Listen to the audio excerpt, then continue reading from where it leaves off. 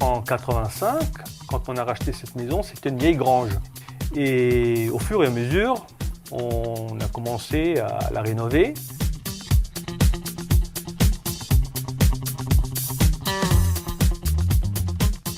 Lorsqu'on est venu pour étudier le chantier, il n'y avait qu'une seule petite fenêtre de toit au niveau de la cuisine.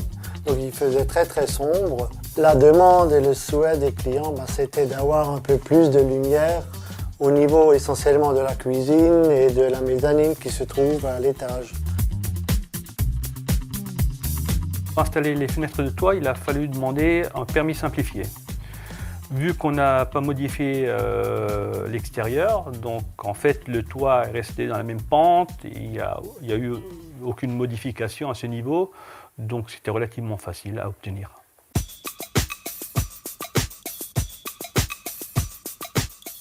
Donc nous voici dans notre coin repas, ouvert vers la cuisine.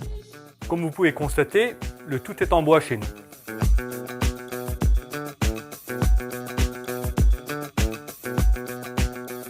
C'est une ventilation naturelle grâce aux fenêtres. Donc là, comme il fait froid, les fenêtres sont bien fermées. Mais en été, elles sont toutes ouvertes et le tout est télécommandable. L'avantage de ce système, c'est qu'il y a un détecteur d'humidité qui, en cas de pluie et en cas de notre absence, ferme la fenêtre. À l'intérieur, on ne sent pas les différences de saison. C'est ça qui est l'avantage d'une maison vraiment bien isolée. Pour l'isolation en extérieur qu'on a utilisé, c'est de la fibre de bois en couche rigide. Donc on a mis 16 cm d'isolation en surtoiture et puis les tuiles après par-dessus. Le principal avantage de l'isolation en surtoiture, c'est qu'il n'y a pas de pont thermique. On passe au-dessus des murs de cloison intérieure. Et le gros avantage, c'est qu'on ne touche rien à l'intérieur. L'isolant en fibre de bois est un produit naturel et qui respecte toutes les normes en vigueur. Le fait d'isoler le toit, ça fait une économie quasiment de 25% sur notre budget de chauffage. Donc ici, on se trouve à l'étage.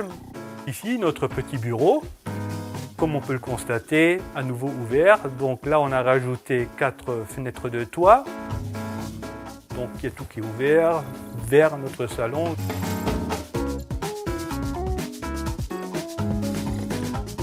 Les fenêtres de toit qu'on a mis à l'étage, ça ramène beaucoup de lumière au niveau du salon qui se trouve en contrebas.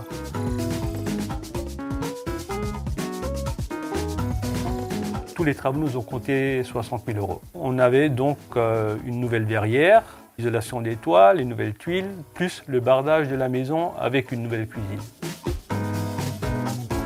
Les travaux du début, d'enlèvement des tuiles jusqu'à la finition, on a mis à peu près 3 semaines de travaux.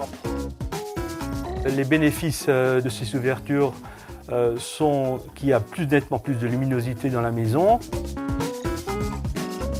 La vue vers notre jardin et de ce fait, on se dirait quasiment à l'extérieur.